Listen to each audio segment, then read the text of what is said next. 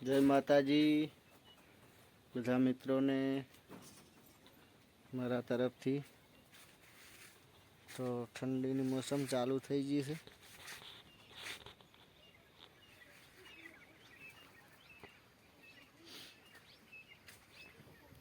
ને આમાં ઘઉં આવવાના છે એટલે આ પાછળ દેખાય છે તમને કદાચ તડકો પડે ને એટલે દેખાશે નહીં એમાં ઘઉં આવવાના એટલે રૂ વેણે ખાલી કરી દેવાનું છે અને આ નાની ચકલી આજી ચકલી વિડીયો ગમે તો લાઈક કરજો, ફોલો કરજો। જય માતાજી। વિડીયો ગમે તો લાઈક, શેર ને સબસ્ક્રાઈબ કરજો। ચેનલમાં ના હોય તો સબસ્ક્રાઈબ કરવાનું ના ભૂલતા મિત્રો। જય માતાજી।